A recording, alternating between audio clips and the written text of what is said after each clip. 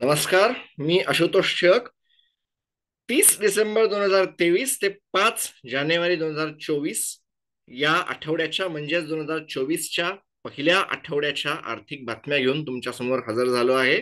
सुरुवात करूया या आठवड्याच्या हेडलाईन्स पासून. हेडलाईन्स या आठवड्यामध्ये तशा भरपूर होत्या, अनेक अनेक होत्या.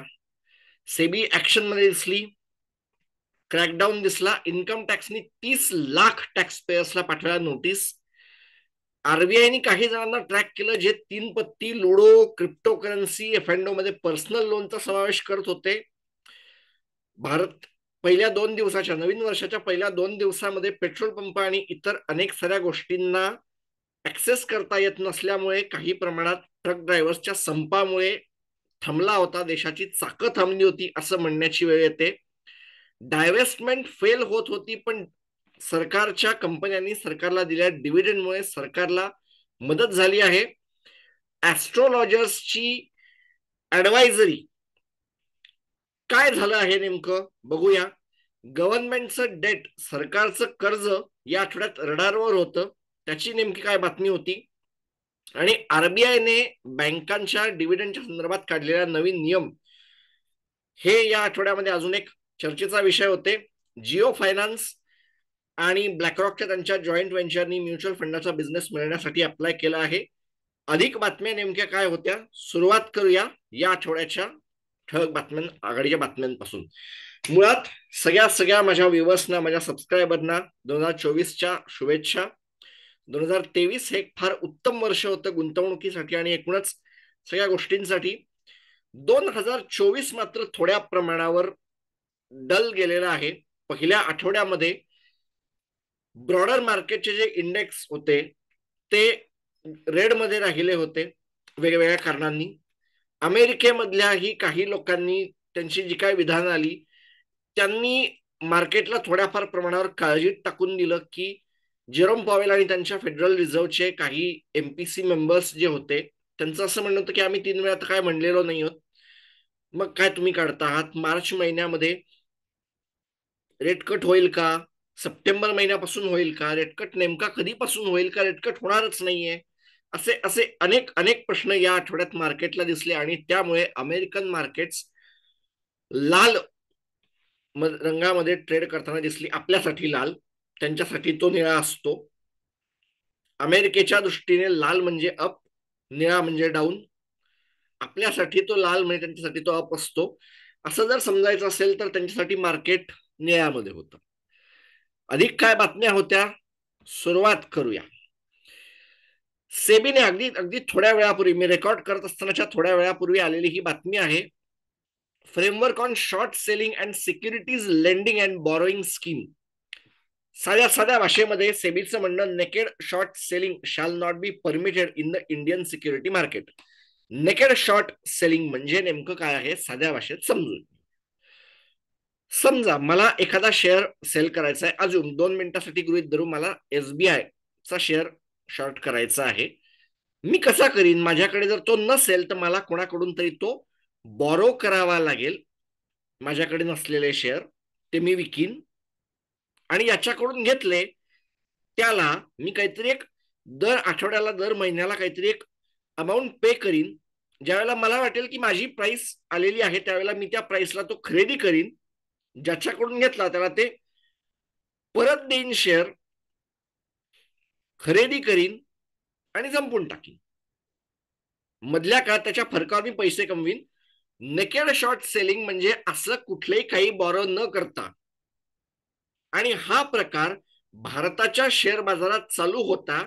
हा थांबवण्याची गरज होती. सेबी याच्याकडे जात आहे, हे फार गरजेची गोष्ट आहे. यासाठी मी तरी सेबीसाठी टाळ्या वाजवणार.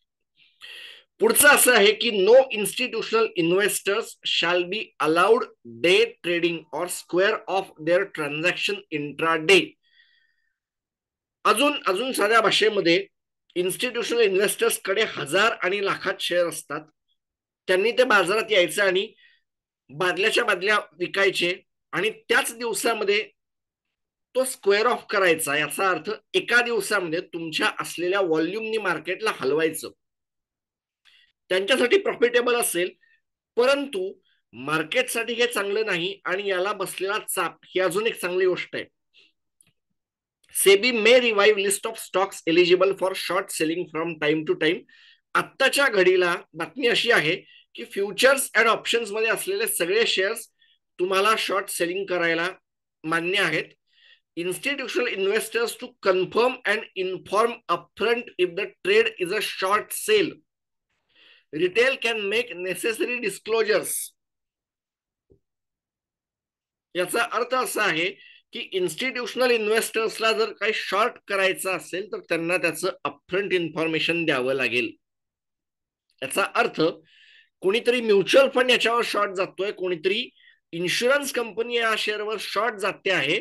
इन्फॉर्मेशन मार्केटमध्ये कुठेतरी फ्लो व्हायला लागेल आणि ही एक अत्यंत गरजेची गोष्ट मार्केटमध्ये घडायला सुरुवात करेल. Brokers mandated to collect script wise short sell positions and upload on exchange before next trading day. म्हणजे मार्केटमध्ये मी जर एक्सचेंजच्या वेबसाईटवर गेलो तर मला हेही कळायला लागेल की नेमक्या शॉर्ट सेलच्या इन्फॉर्मेशन किती आहेत. जसं मी आता मार्केटची डेप्थ बघतो किंवा ऑर्डर बुक बघतो तशी या शॉर्ट सेलची स्क्रिप्ट वाईज मला हे पण कळत जाईल की नेमकं काय होत आहे. आणि हे फार फार योग्य दिशेने चालू झालेलं स्टेप आहे. यासाठी सेबीसाठी टाळ्या वाजवायला तेवढ्या कमी येत. एका अत्यंत योग्य दिशेला पडलेलं हे पाऊल आहे असं मी म्हणेन. Search your message.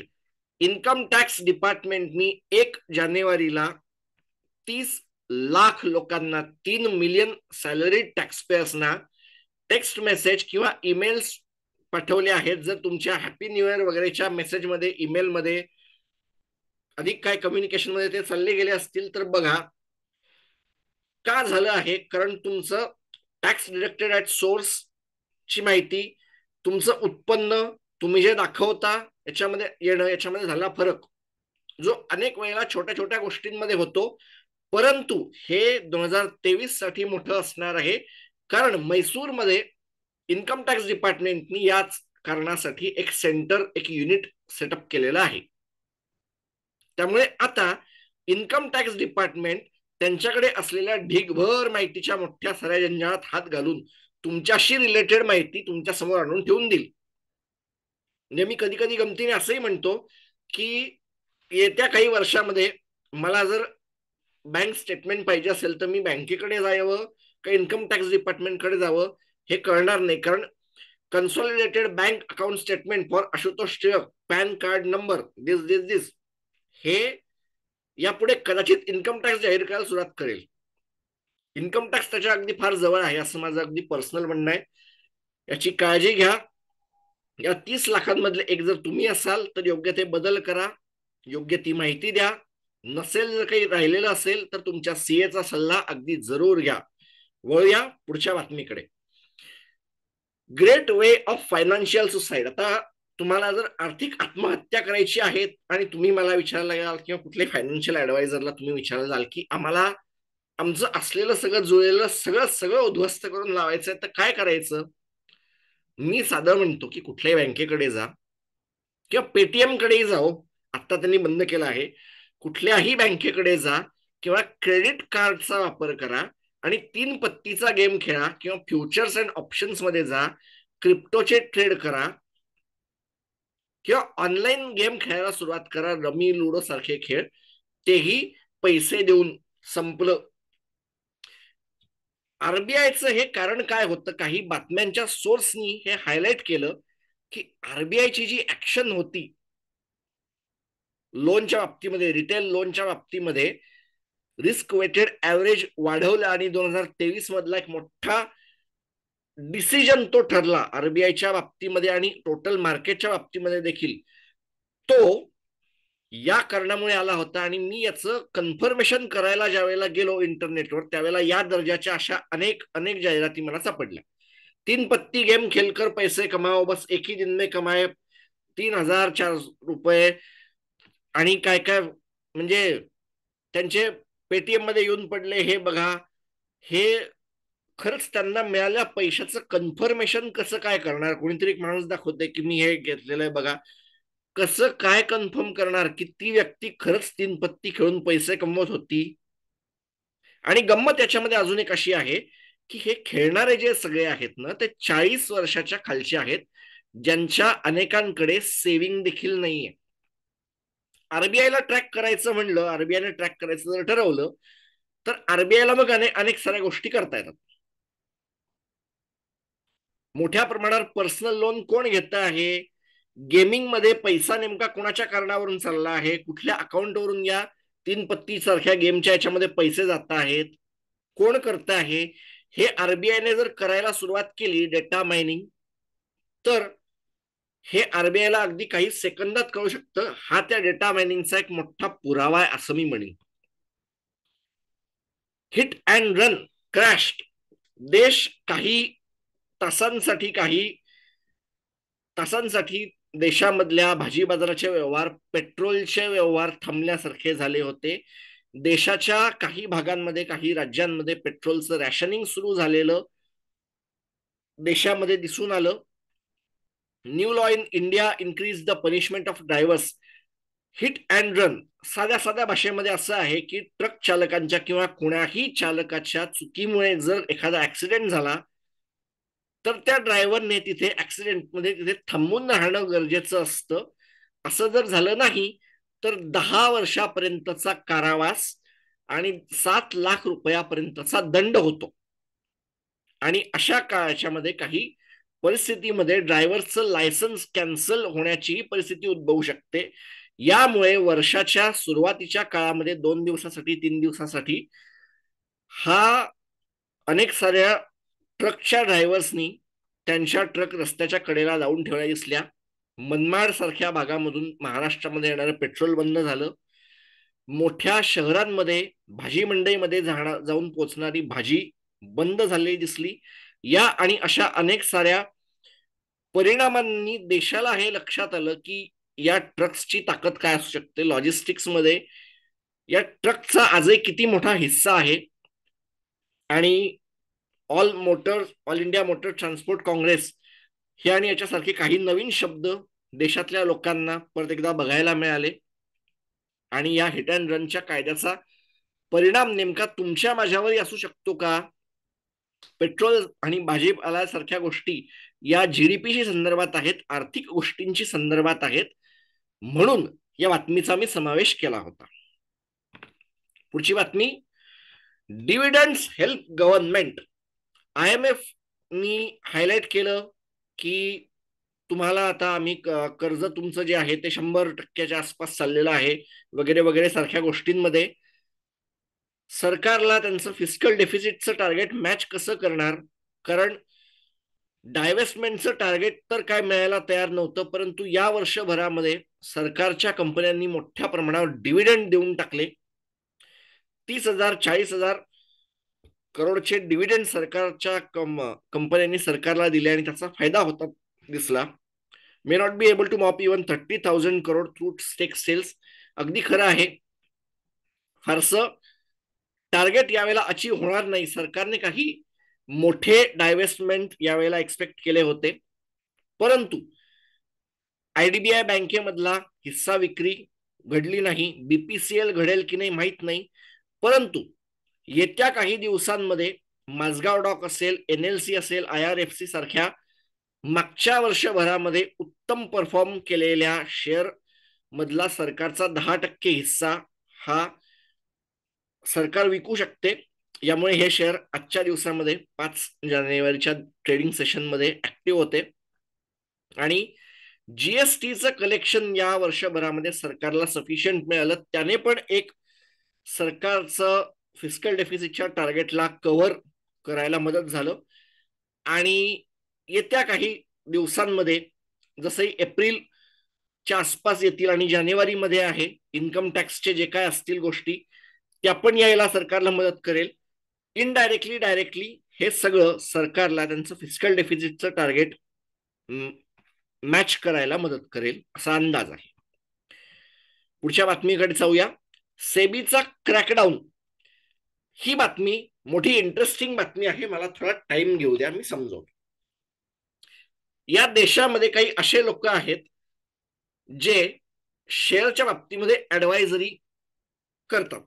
काही काही चुकीचं नाहीये की आमच्या मतानुसार, आमच्या नॉलेजनुसार हा शेअर एवढा चालेल, याचं शेअरची ही टार्गेट प्राइस, हा शेअर असा जाईल, याचे कॅन्डलस्टिक पॅटर्न हे आहेत, याचे टेक्निकल पॅटर्न्स हे आहेत, हे आहेत, ते आहे. परंतु मी काही अशाही लोकांना पाहिलं आहे, काहींचे व्हिडिओ पण इंटरनेटवर पाहिले आहेत, की जे शेअर बाजाराच्या संदर्भात ऍडवायझरी देतात फक्त आणि फक्त ज्योतिषाचा आधार घेऊन. हे त्यातले फक्त 2 नावं आहेत जे किती 30 लाख रुपये त्यांनी फीच्या माध्यमातून घेतले त्याचे पॅकेज देऊन. आणि सेबीचं असं म्हणणं आहे की आता तुम्ही अनालिस्टची परीक्षा जी आहे ती पास व्हा, नाहीतर तुम्ही ARN घ्या, त्याच्याशिवाय दुसरं कोणी ऍडवायझर होऊ शकत नाही. तुम्हाला जर शेअरच्या बाबतीमध्ये ऍडवायझरी करायची असेल, कोणाला काही विकायचं असेल, कोणाला काही ऍडवाइस फायनान्शियल द्यायची असेल, तर तुमच्याकडे हे करावं लागेल. ऍस्ट्रॉलॉजी प्रेडिक्शनच्या बाबतीमध्ये सेबीच्या कुठल्याही गाईडलाईन्स नाहीये, पण सेबी आत्ताच्या घडीला त्यांना एका रेग्युलर कन्सल्टंट फायनान्शियल ऍडवायझर सारखंच ट्रीट करेल असं सगळं दिसतं आहे. आणि हे आणि असे अनेक सारे असतात. शेअरच्या बाबतीमध्ये, म्युच्युअल फंडांच्या बाबतीमध्ये जर तुम्हाला कुठलाही सल्ला पाहिजे असेल तर सर्टिफाईड फायनान्शियल ऍडवायझरचा सल्ला जरूर घ्या. त्याच्याशिवाय इतर कुठल्याही ऍडवायझरकडे जाऊ नका, याची खात्री करा. चलूया पुढच्या बातमीकडे. Government debt on radar. या आठवड्याची किंवा मागच्या आठवड्याची किंवा वर्ष संपताना एक गोष्ट जी मोठ्या प्रमाणावर चघळली गेली, डिबेटचा मुद्दा झाला, चघळली गेली नाही म्हणताना डिबेटचा मुद्दा झाला, तो असा की सरकारचं कर्ज. इथे सरकार म्हणजे स्टेट गव्हर्नमेंट्स आणि सेंट्रल गव्हर्नमेंट्स. जनरली असं असतं की सेंट्रल गव्हर्नमेंटकडे इन्कमचे मोठे सोर्सेस आहेत, स्टेट गव्हर्नमेंटकडे फारसे सोर्सेस नाहीत. इन्कमसाठी स्टेट गव्हर्नमेंट हे जीएसटी आल्यानंतर मोठ्या प्रमाणावर पेट्रोलमधून येणाऱ्या उत्पन्नाचा एक हिस्सा अगदी जरूर असतो, त्यामुळे त्याच्यामधून घटणारं काही इन्कम करायला सरकार तयार नसतं. आणि त्याच्यामुळे राज्यांच्या कर्जाचा भार जो वाढला आहे तो दिसतो आहे. IMF ने याच्या बाबतीत हायलाइट केलं होतं. जी एक पहिली अनालिस्ट मला सापडली ती काही ठराविक अनालिस्टनी हे काढलेलं स्टेटमेंट आहे की interest on loans taken by government is expected to increase 12% for financial year 24, म्हणजे आता जे संपेल 31 मार्चला ते 10,80,000 करोड इतकं असेल. 24% बजेट एक्सपेंडिचर ते मध्ये असेल. फायनान्शियल इयर 2020 म्हणजे कोरोनाची अगदी सुरुवात, अगदी अगदी अर्ली डेज आला होता, लॉकडाऊन आले होते, देश पूर्ण लॉकडाऊन मध्ये गेला नव्हता, तेव्हाचा काळ म्हणजे FY20 was only 6,12,000 crore. 64% of net tax collection went to interest payment. याचा अर्थ असा आहे की जर सरकारने काहीतरी एक टोटल टॅक्स कलेक्ट केले, त्यातले काही भाग राज्यांना देऊन टाकला त्यांचं कलेक्शन आणि इतर काही बारीक असतील, तर नेट टॅक्स जर 100 रुपये असेल, नेट इन्कम टॅक्स, तर त्यातले 64 रुपये हे इंटरेस्ट पेमेंट कडे जातात. इतकं सरकारचं हे मोठं बर्डन आहे. आणि याला परत एकदा हायलाइट त्यासाठी करावं लागतं की भारताच्या शेअर बाजाराचा एक नवीन विलन, एका शत्रूची एंट्री, असं चंद्रशेखर टिळक सरांनी याच्यामध्ये म्हणलं होतं पॉडकास्टमध्ये. जर तुम्हाला तो ऐकायचा असेल तर JP मॉर्गन या बाबतीमध्ये माझा आणि चंद्रशेखर टिळक सरांचा पॉडकास्ट जरूर ऐका. या बाबतीमध्ये आम्ही बोललो होतो. According to December 2023 report from International Monetary Fund, India's general government debt could reach 100% of GDP by 2028 under adverse circumstances. The report also warned of India's rising debt and climate change risk. Climate चेंजच्या risk ह्या अगदी खऱ्या आहेत आणि त्या मागच्या काही दिवसांमध्ये वारंवार हायलाइट होत आहेत. जगभरातल्या बँकांच्याही लक्षात येत आहे की त्यांना मोठ्या प्रमाणात पैसे द्यायची गरज आहे. इन्शुरन्स असं लक्षात येतं आहे की क्लायमेट चेंजसाठी त्यांना मोठ्या प्रमाणावर कॅपिटल लागणार आहे आणि सरकारचं होणारं इन्फ्रास्ट्रक्चरचं नुकसान, त्यामधून सरकारला अनेक साऱ्या घटकांना द्यावी लागणारी भरपाई, याच्यामुळे सरकारचा खर्च वाढू शकतो, सरकारचं कर्ज वाढू शकतो. याला IMFने जे हायलाइट केलं आहे ते बरोबर आहे का? However, Indian government says IMF report only considers a worst case scenario.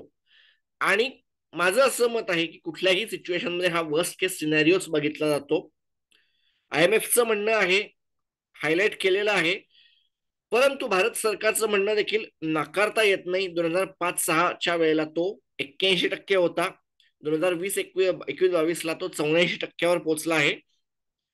पुढच्या काही दिवसात सरकारचं उत्पन्न वाढलं किंवा सरकारला तो कर्ज जर कमी घ्यावं लागलं किंवा GDP जर वाढत राहिला तर हे टक्केवारी 81%च्या आसपास येईल. परंतु याच्यामध्ये अदृश्य असलेला जो हिस्सा आहे तो हा प्रायव्हेट सेक्टरच्या डेटचा आहे. आधीच्या काळात सरकारचं कर्ज हे मोठं असायचं, परंतु आताच्या काळामध्ये प्रायव्हेट सेक्टरचं कर्ज देखील मोठं होत आहे. जशा भारताच्या उद्योगधंद्यांचा आकार वाढतो आहे तसं त्यांना लागणारे फंड्स हे मोठ्या प्रमाणात मोठे होत आहेत. आणि डबल वॅमी ज्याला म्हणतात की डबल वॅमी इफेक्ट हा आहे की कोरोनाच्या नंतर काही काळ व्याजाचे दर कमी होते, महागाई वाढलेली होती आणि मागच्या 1-2 वर्षांमध्ये हा काळ होता जेव्हा जगभरामध्ये व्याजाचे दर खूप मोठ्या प्रमाणावर होते. आणि म्हणून हे ज्या वेळेला IMF बोलतं त्याला याही पिंच ऑफ सॉल्टनी घ्यावं लागतं, याही पॉइंटला हायलाइट करून घ्यावं लागतं. नेमकं काय चालू आहे पुढच्या बातम्यांमध्ये? बँक्स स्टार्ट गिव्हिंग मोर डिव्हिडंड. RBIचं असं म्हणणं आहे की तुम्ही आतापर्यंत बऱ्यापैकी स्ट्रिक्ट होतात, तुम्ही चांगलं केलं आहे, काही गोष्टी चांगल्या घडल्या आहेत भारताच्या फायनान्शियल सेक्टरमध्ये. नेमकं काय म्हणायचं आहे RBIला? RBIचं साधं म्हणणं आहे की कॅपिटल ॲडिक्वसी जी आहे ती 15% मिनिमम टोटल कॅपिटल कमर्शियल बँकेना किती 11.5% असावी लागते फॉर डिक्लेअरिंग अ डिव्हिडंड. त्याच्यामध्ये सर्टन लेवल इक्विटी टियर 1 6% आणि लोकल एरिया बँक्स और रिजनल रुरल बँक्स किंवा शहराच्या बँका असतात, ग्रामीण बँका असतात, त्यांच्यासाठी तो 9% असा आहे. असं जर असेल तर त्यावेळेला तो डिव्हिडंड दिला जातो.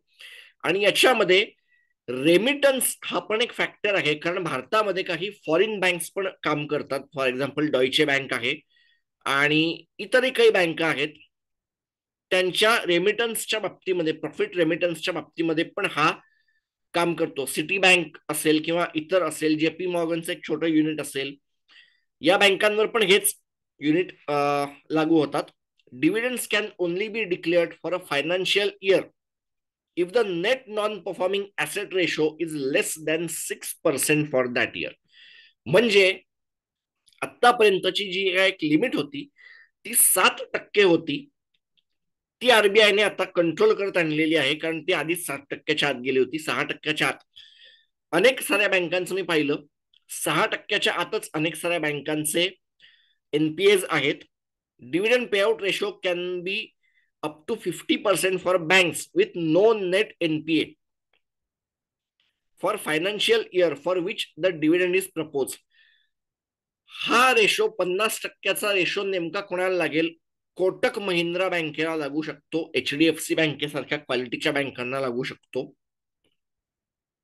SBIचं नेट NPA 1%च्या वगैरे आसपास आहे. बँका भारतामध्ये 0 नेट NPA असल्या बँका तर माझ्या बघण्यामध्ये तरी नाही आहेत. रिसेंटली असतील तर मला माहित नाही, परंतु इन फ्युचर जर कोणाचं तेवढं नशीब असेल तर 50% प्रॉफिट ॲज अ डिव्हिडंड म्हणून वाटायला मिळेल. लक्ष ठेवावं लागेल काही बँकांकडे. The ratio can be maximum of 15% if NPA is more than 4%.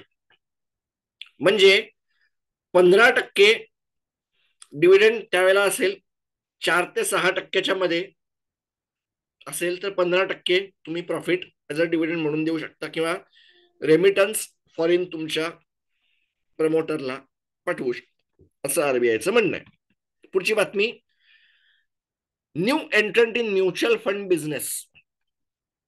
काय आहे हे? Joint venture between Jio financial services and BlackRock. जगभरातली इंडेक्स फंडांची सगळ्यात मोठी महाशक्ती जिला म्हणता येतं, की ज्यांच्या सगळ्यात मोठ्या फायनान्शियल इन्स्टिट्यूशन जी जगभरातल्या, काय त्याला योग्य शब्द वापरणार, इंडेक्स फंडांमधले दादा लोक किंवा गुरु लोक ज्यांचा शब्द प्रमाण मानला जातो ते ब्लॅकरॉक आणि रिलायन्स उद्योग समूहाची जिओ फायनान्शियल सर्व्हिसेस यांच्या जॉईंट व्हेंचरनी अप्लाय केलेला आहे म्युच्युअल फंडाचं लायसन्स मिळायला. आणि ते म्युच्युअल फंड लाईटच्या सेगमेंटमध्ये एंट्री करू शकतात, ज्याच्यामध्ये रिलायन्स उद्योग समूहाचे जिओचे असलेल्या काही एखाद्या ऍपवरून म्युच्युअल फंड विकले जाऊ शकतात. कारण सेबीने तशा काही गोष्टी चेंज केल्या आहेत. माझ्या जुन्या बँका न्यूजच्या सेगमेंटमध्ये तुम्ही हे चेक करू शकता. अशा बाबतीचा अधिक आढावा मी घेतलेला आहे. पुढची बातमी, इंडेक्स अँड कमोडिटीज. काय होतं जगभरामध्ये इंडेक्स अँड कमोडिटीज? सेन्सेक्स या आठवड्यात लाल मध्ये होता. जवळपास 0.5% डाऊनसह सेन्सेक्स डाऊन होता. निफ्टी 21,710.80 पूर्णांकावर बंद झाला. जवळपास ब्रेक इव्हनच झालं असं म्हणण्याची गरज. निफ्टी आयटी 34,851.70 अंशावर जवळपास 1.5% घटून बंद झाला. निफ्टी फायनान्शियल सर्व्हिसेस 21,514.20 0.5% वाढीने बंद झाला. त्याच्यानंतर निफ्टी बँक 48,159 अशा याच्यावर 51.051 अशा पॉइंटने बंद झाला. जवळपास ब्रेक इव्हन सेमच. निफ्टी प्रायव्हेट बँक 24,841.51 अशा पूर्णांकावर तो बंद झाला. जवळपास 10 बेसिस पॉईंट 12 बेसिस पॉईंटची वाढ. S&P BSE ऑटो इंडेक्स त्याची वाढ 41,730.72 पूर्णांकावर बंद झाला. डाऊन मध्ये बंद झाला जवळपास 1.5%. जवळपास 1.5%पेक्षा थोडी जास्त वाढ घेऊन S&P BSE मिडकॅप बंद झाला 37,706.55 वर. पुढचे इंडेक्स बघूया. निफ्टी PSU बँक्स 5,838.45 वर जवळपास 1.70 वर बंद झाला. जवळपास 1.25% वाढीने बंद झाला. S&P BSE 100 हा मिडकॅप इंडेक्स, मोठ्या 100 लार्ज अँड मिडकॅप इंडेक्सचा एक पार्ट, 22,443.23 हा जवळपास 0.5% वाढीने बंद झाला. US indices 4,693 S&P BSE S&P 500 च्यावर ट्रेड करतो आहे 4,693.89 शेवटचं वृत्त हाती आलं त्यावेळेला. डाउ जोन्स इंडस्ट्रियल ऍव्हरेज 37,373.68 जवळपास 90 बेसिस पॉइंटची घट यामध्ये मला म्हणता येईल. याचं कारण असं होतं की फेडरल रिझर्व्हच्या काही MPC मेंबर्सचं स्टेटमेंट ही पडझड व्हायला कारणीभूत झालं. नॅसडॅक कॉम्पोजिट जवळपास 0.25% डाऊन परफॉर्मन्सनी बंद झाला. 14,339 वर ट्रेड करतो आहे. डॅक्स परफॉर्मन्स हा आहे जर्मनीच्या मोठ्या 40 ब्ल्यूचिप कंपन्यांचा इंडेक्स. युरोप मधला इंडेक्स आहे 16,594.21 वर तो ट्रेड करतो आहे. तोही जवळपास 1% घटीने याच्यात बंद झाला.